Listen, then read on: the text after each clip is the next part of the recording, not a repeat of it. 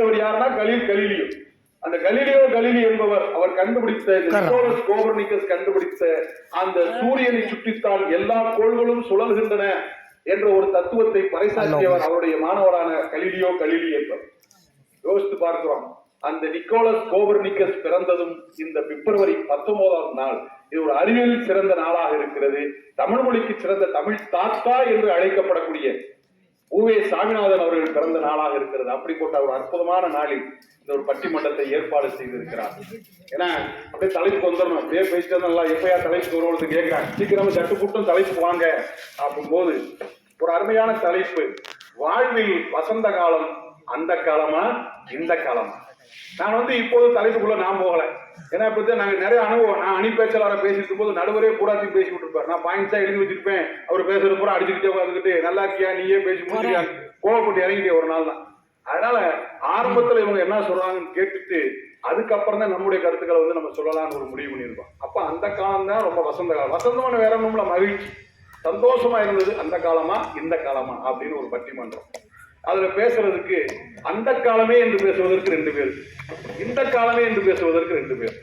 இதுல ஒரு கூடுதல் சிறப்பு என்னன்னா, உங்களுடைய மாணவி 2 பேர் கலந்து நாங்கள் இருக்கோம். நாங்கள் எங்களாலையும் பேச முடியும். நாங்கள் தர்மாபுரினா கெத்து நாங்கள் சொல்லி 2 பேர் இருக்காங்க.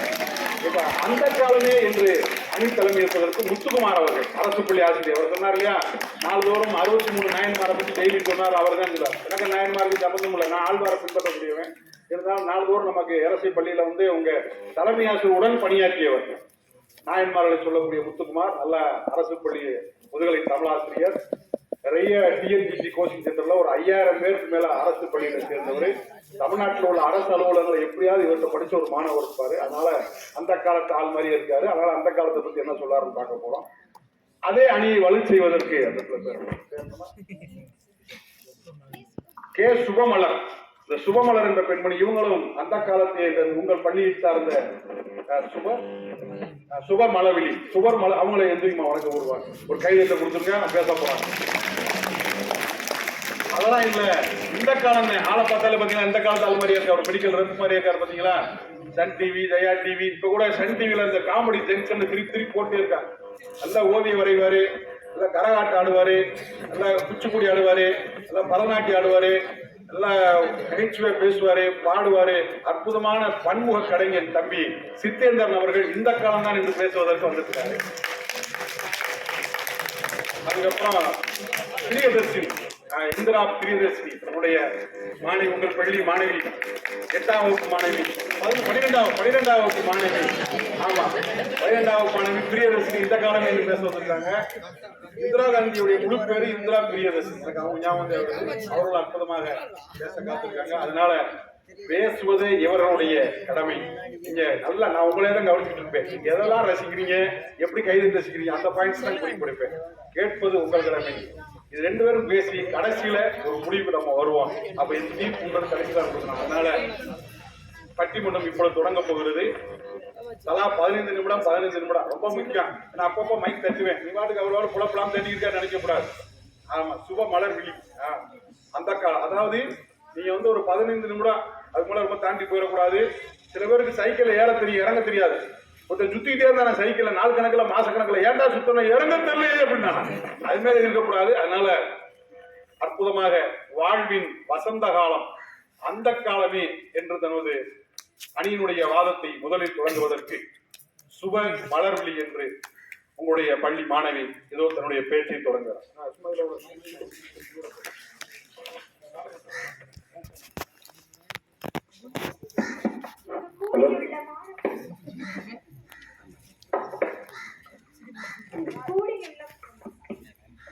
ஹலோ,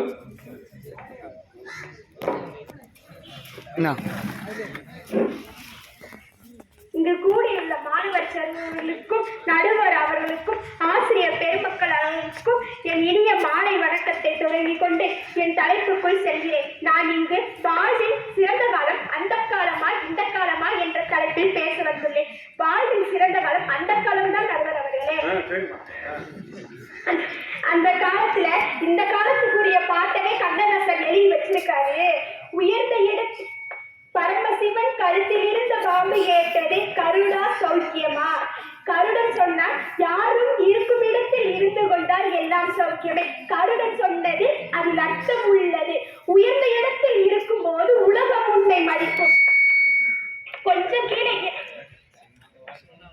கொஞ்சம் கீழே இறங்கி வந்தால் நிழலும் கூட உன்னை பார்த்து சிரிக்கும். உண்மைதான நடுவர்களே? இந்த காலத்துல 4 காசு பணம் இருந்தா போதும், 4 முகம் பேத்து பார்க்கல ஃப்ரெண்ட்ஸ் முதற்கொண்டு நண்பர்கள் இருந்து நம்ம கூட நம்ம பெற்ற பிள்ளைய முதற்கொண்டு புள்ள வந்து காசு இருந்தா தான் வர்றாங்க இந்த காலத்துல. இந்த பாட்டுக்கு நான் பொருள் சொல்லணுன்ற அவசியமே இல்லை, அப்படி எழுதி வச்சிருக்காங்க அந்த காலத்துல கண்ணதாசன். ஆனா இந்த காலத்துல பாட்டு எழுந்தாலும் எழுதுறாங்க. மோனிகா லவ் யூ மோனிகா பேபிமா மோனிகா கிச்சு கிச்சு மாசிக்கு கிச்சு. என்ன மோனிகா வேணிகா? இந்த பாட்டுல என்ன அர்த்தம் இருக்கு? பாட்டு பாடுற ஒரு பெருசு ரஜினிகாந்த் பாட்டு தானே அது, அவரும் பெருசு தானே. என்ன பாட்டு அர்த்தம் இருக்கு? இப்படிலாம் பாடிடுறாங்க இந்த காலத்துல. அதையும் ரீல்ஸ் சொல்லி எடுத்து போடுறாங்க இந்த காலத்துல.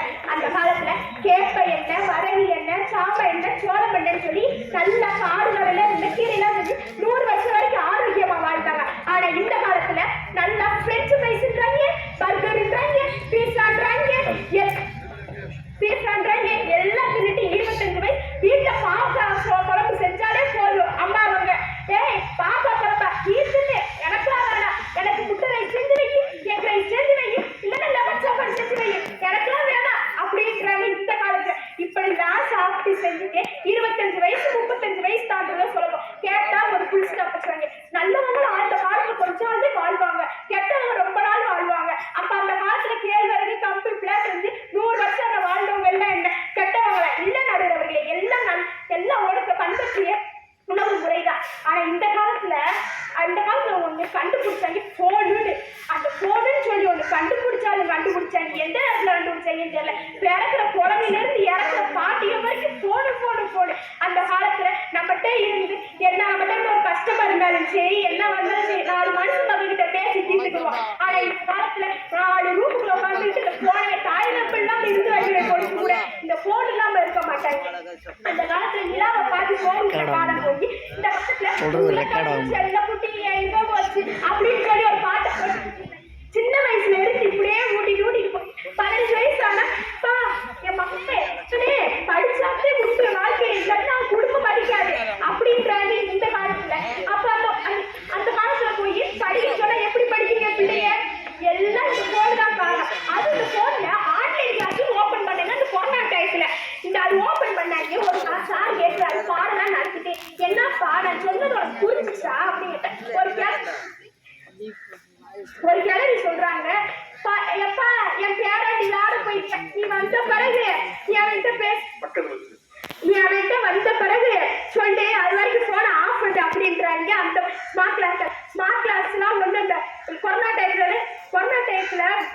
லீவ் விட்டோடே வந்து என்னடா நான் உங்களுக்கு லீவ்ல எடுத்தேனே ஆஃப் எடுத்து என்னதுடா சொல்லு கூட கேட்டா ஆஃப் எடுத்து என்னது சார் நீங்க சொல்லுங்க சார் அப்படின்னு சொல்லி திருப்பி கேட்கிறாங்க. இவங்க மாணவர்களுக்கு போன்னால படிக்கிறதா ஒண்ணு யூஸ் ஆகாது. அந்த காலத்துல பல்லாங்குழி என்ன பாண்டி என்ன கபடி என்னன்னு சொல்லி அந்த காலம் போய் இந்த காலத்துல பப்ஜின்றாங்க, ஃப்ரீ ஃபயர்ன்றாங்க, இன்ஸ்டாகிராம்னு சொல்லி ஓபன் பண்ணாலும் ஓபன் பண்ணாங்க. நல்லா ஓபன் பண்ணாங்க சார். என்னால பார்த்தாலும் அந்த இன்ஸ்டாகிராம்லயே இருக்காங்க. அந்த காலத்துல புக்ல விடாம பேஸ்புக்ல தான் வைக்கிறான். புக்க பேஸ்ல விடாம பேஸ்புக்ல கணக்கு வைக்கிறான். அது இந்த ஆன்லைன் கிளாஸை பத்தி சொன்னாங்க. மேலே நரக வேதனை. நான் ஒரு கிளாஸ் செஞ்சு ஹலோ யாராவது இருக்கீங்களா அப்படின்னு ஒரு பிள்ளை நாயை உட்கார வச்சிருக்கு. நான் பாடம் எடுத்துருக்கேன். நாய் திருப்பி அப்படின்னு குறைக்குது. இது கொடுமை. சார் இனிமே நீங்க பள்ளிக்கூடத்துக்கு வராம ஆன்லைன்லயே கிளாஸ் எடுத்துங்க சார். ஏண்டா சார் இங்கன்னா உங்களை மியூட் பண்ண முடியாது, அங்கன்னா நான் மியூட் பண்ணிக்கிறவனே, நான் பாடு கதை இருந்தேன் தூங்குவேன் எல்லா வேலையும் பண்ணுவேன். ஏன் சார் நேரம் வரீங்க ஆன்லைன்லயே வாங்க சார் அதுக்குமா அந்த காலத்துல அப்படின்னு. சரி அம்மா அப்பா என்ன வேலை பார்க்கறாங்கலாம் முக்கியம் இல்லை, நீ என்ன வேலை பார்த்தா எனக்கு ஒரு சோளம் வாங்கி கொடுத்துரு அப்படின்ற. சரி பிள்ளைய கேட்குறேன் போன் அந்த பொண்ணு இல்ல எனக்கு ஐபோன் ப்ரோ மேக்ஸ் வேணும். சரி பிள்ளை கேட்குது வாங்கி கொடுத்தா போய் என்ன சொல்ற ஐபோனு போய் கேட்டேன். ஏமா 1 லட்சமா 1,50,000 2,00,000 எந்த ஐபோனுமா வேணும்ன்றாங்க. அந்த போனுக்கு எனக்கு போன் வேணாம் ஒண்ணு வேணாம்னு போறாங்க இந்த காலத்துல. அதுவும் இல்லாம டீச்சர் அவங்க பள்ளிக்கூடத்துல வந்தா டீச்சர் தலைவலிக்குது டீச்சர் காசு எடுத்து எல்லாம் என்னன்னு பார்த்தா டாக்டர் போய் செக் பண்ண 24 நேரத்துக்கு போன நோண்டிக்கிட்டு இருந்தா மண்டை வலிக்காது போய் கண்ணாடியை போடுவான்னு சொல்லி பத்தி விட்டுறாங்க. பிறக்கிற இறக்குற பாட்டியோட எல்லாம் சோடா குட்டிகளாவே அழைச்சிட்டு இந்த காலத்துல என்னை சொல்லவே இல்லை. ஒருத்தன் கண்ணாடியே போட மாட்டான். நான் பள்ளிக்கூடத்துக்கு போனோடனே கண்ணாடி போட்டுப்பேன். ஏன்டான்னு கேட்டா, சார் துன்பம் வரும்போது கண்ணாடி போடணும்னு சொல்லிட்டாங்க சார். அடப்பாவி, தலைவலி வரும்போது கண்ணாடி போடணும்னு சொல்லிட்டாங்க சார். அந்த காலத்துல ஆண்களா இருந்தாலும் சரி பெண்களா இருந்தாலும் சரி ரோட்ல கொஞ்சம் சுதந்திரமா நடந்து போக முடியும். ஆனா இந்த காலத்துல காதுல ஒரு குண்டு தோடு கூட போட்டு கூட தங்கத்தை கூட போட்டு நடக்க முடியாம இருக்கு. இந்த காலத்துல சின்ன பிள்ளைல கூட பாலியல்ன்ற குற்றத்துல பேர்ல விட மாட்டாங்க. இந்த காலத்துல அப்படிப்பட்ட இந்த காலத்துல எப்படி நடுவில் நம்ம பொற்காலம் சொல்ல முடியும்? அந்த காலத்துல சொல்லி பிள்ளைகளுக்கு எல்லாத்துக்கும் அதுல போன் இருக்கிற மாதிரி எல்லாத்துக்கும் அதுல அம்மா அவங்களுக்கு ஃப்ரிட்ஜ்னு சொல்லி வச்சுறாங்க. அந்த ஃப்ரிட்ஜ் எல்லாம் திறந்தா குழநாடு காலத்து இட்லியும் சங்ககால சட்னியும் வந்து வெளியே விடுகிறேன். சங்ககால சட்னி வந்து வெளியே விடுகிறேன். எல்லாரும் அந்த காலத்துல பார்த்து பார்த்து சமைச்சாங்க. ஆனா இந்த காலத்துல பார்த்து பார்த்து ஆர்டர் பண்றாங்க. எல்லாம் ஃபாஸ்ட் ஃபுட் நல்லா ஃபாஸ்டா போய் செஞ்சுறாங்க இந்த காலத்துல. ஏன் இப்படிப்பட்ட காலத்துல நம்ம ஒருபோதும் பொற்காலம் சொல்ல முடியாது நடுவர்களே. அதனால நடுவர்களே, வாழ்வில் சிறந்த காலம் அந்த காலமே என்று என் உரையை முடித்துக் கொள்கிறேன். நன்றி, வணக்கம்.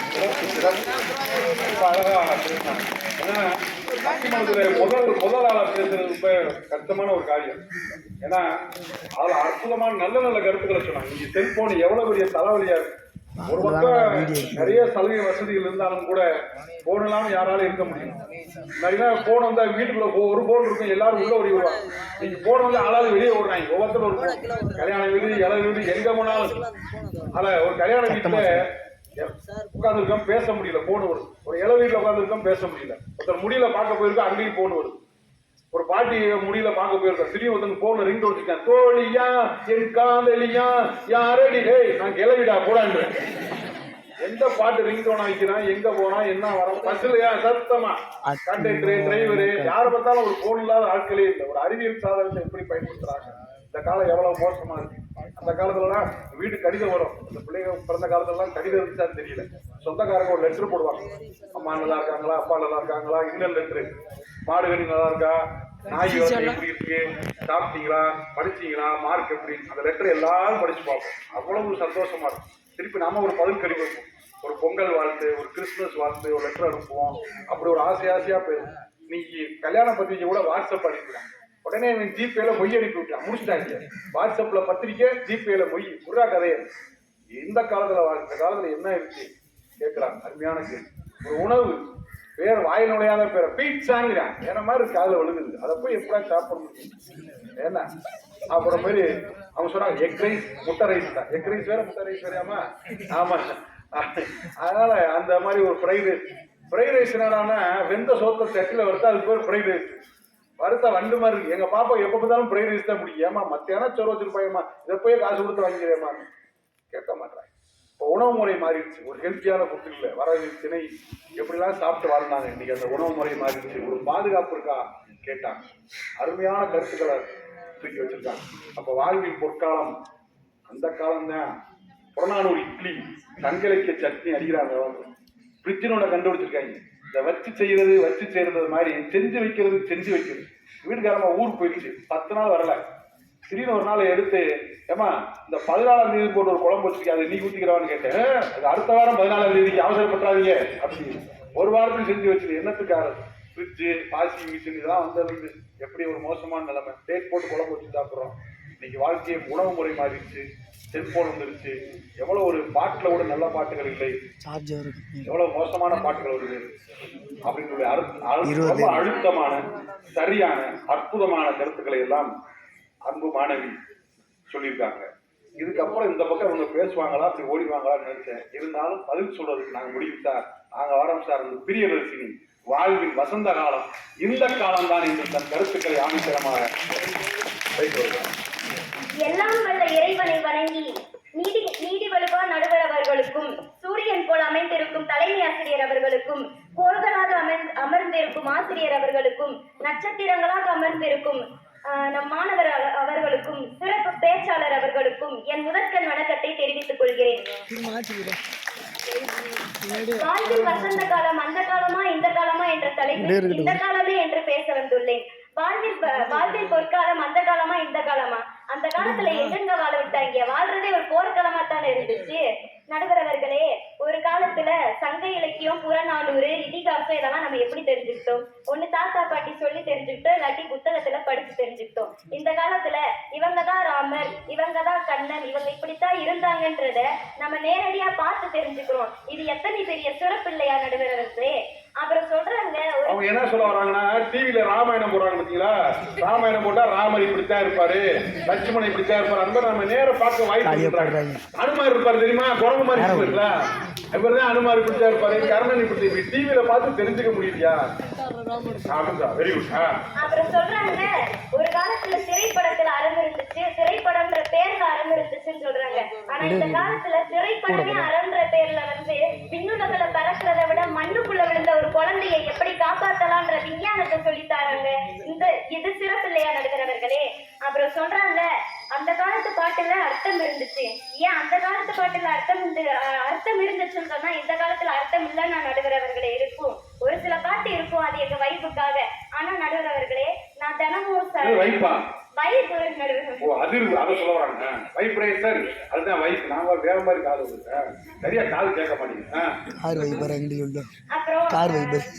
இந்த காலத்துல நடுவரவர்களே, நான் தினமும் எந்திரிச்சு கந்த சஷ்டி கவசம் கேட்கிறனோ இல்லையோ, தினமும் ஸ்கூலுக்கு வர்றதுக்கு முன்னாடி ஒரு பாட்டு கேட்டுட்டு நடுவரவர்களே. அது என்ன பாட்டுனா, நாளை என்றும் நம் கையில் இல்லை, நாம் யாரும் தேவன்கை பொம்மைகளே, என்றால் கூட போராடு நண்பா, என்றைக்கும் தோற்காது உண்மைகளே, உசைன் போல்டை போல் இல்லாமல் ஓடு, கோல்டு தேடி வரும் உந்தன் வாழ்வும் ஓர் ஒலிம்பிக்கை போலே, வியர்வை வெற்றி தரும். இந்த பாட்டுல என்ன நடுவரவர்களே அர்த்தம் இல்லாம இருக்கு? தினமே இந்த கிளாஸ் காலத்துல முதற்கொண்டு இந்த பாட்டுக்கு நடுவரவர்களை கேட்டுட்டு வராங்க. ஒலிம்பிக்கில் பலமுறை தங்கம் வென்றவர் உசைன் போல்ட், ஜமைக்கா, ஆப்பிரிக்கா நாட்டை சார்ந்தவர். அவரு ஒலிம்பிக்கில் தங்கம் வென்று அவர் ஊருக்கு அவரே பள்ளிக்கூடம் கட்டி கொடுத்தார் 144 கோடி ரூபாய்க்கு. அப்பேற்பட்ட ஒரு மாபெரும் மனிதன் உசைன் போல்ட். அப்புறம் இந்த காலத்துல சமையல் எப்படி போச்சு?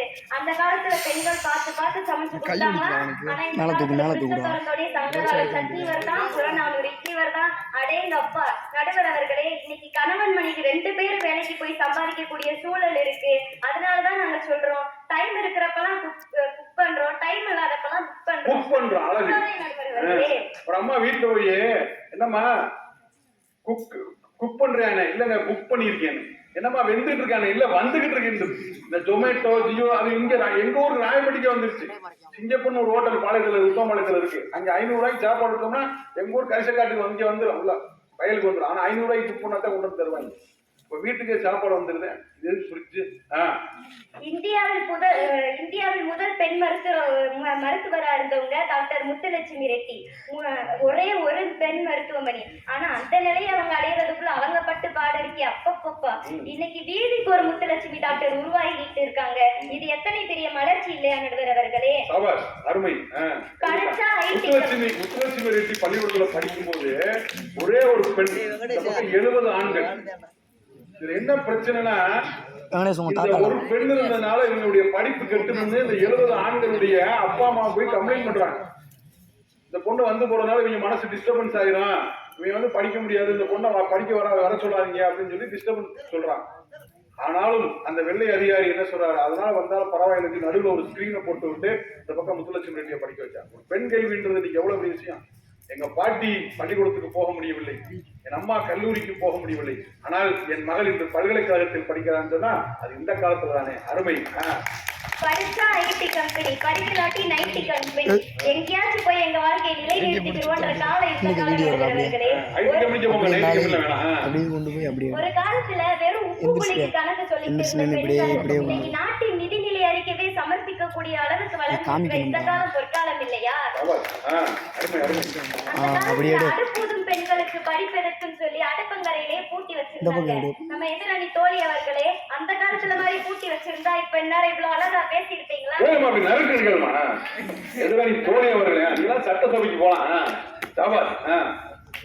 அப்புறம் அந்த பாலியல் வன்கொடுமை நியூஸ திறந்தாலேவும் கணவன் மனைவியை கொண்டுட்டாங்க, சொல்றாங்க மனைவி கணவனை கொண்டுட்டாங்கன்னு சொல்றாங்க நடுவர் அவர்களே. அந்த காலத்துல அந்த மாதிரி கொடுமை இல்லாமையா இருந்துச்சு. இப்ப உதாரணத்துக்கு நாத்தனார் கொடுமை இல்லாம எப்படி நடுவர் அவர்களே நல்லதாங்க கதை இருந்துச்சு.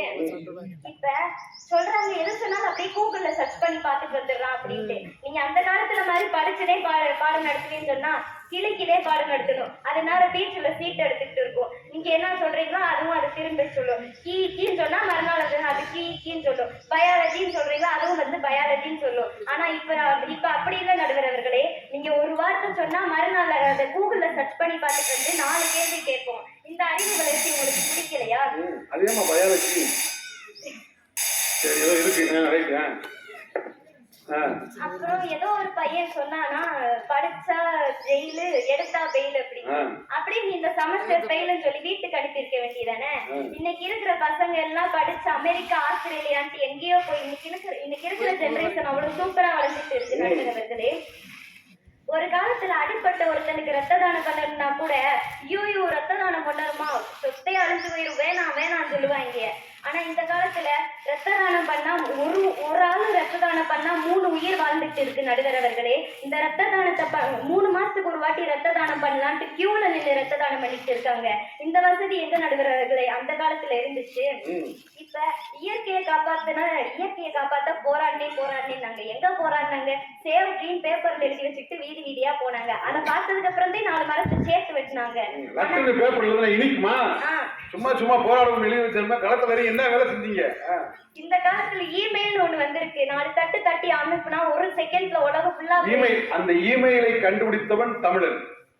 இமெயிலை சிவகாசியில் உள்ள விஜயகுமார் என்பவர் தான் இமெயில் ஒண்ணு கண்டுபிடிச்சார்.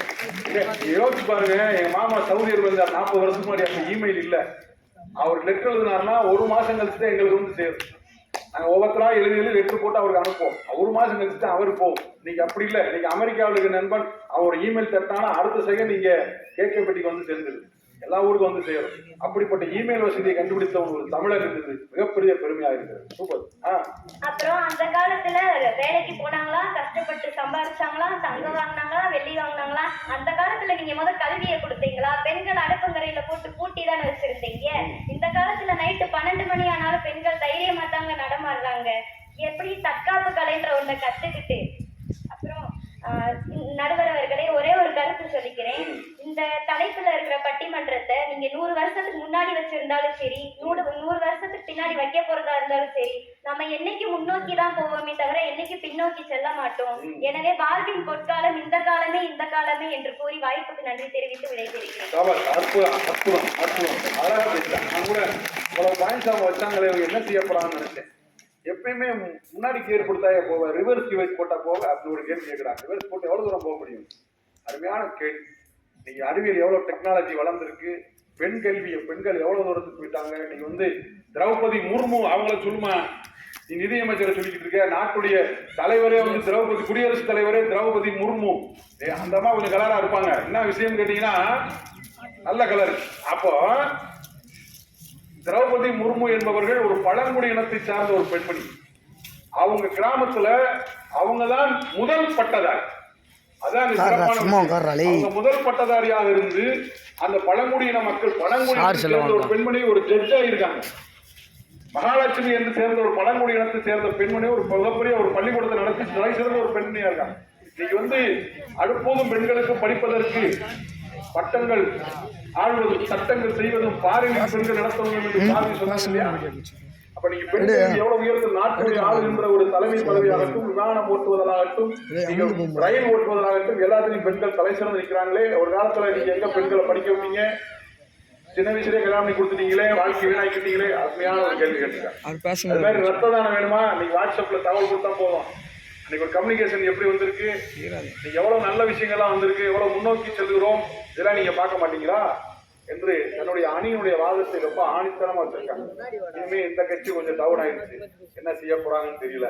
1000 தான் இருந்தாலும் வாழ்வின் வசந்த காலம் அந்த காலம் தான் என்று சொல்வதற்கு நமது முத்துக்குமார் அவர்கள், முத்துக்குமார் அரசு பள்ளியினுடைய தமிழாசிரியர் இனிய நண்பர், வாழ்வின் வசந்த காலம் அந்த காலம் தான் என்னுடைய கருத்துக்களை சொல்ல வருகிறார். வாங்க.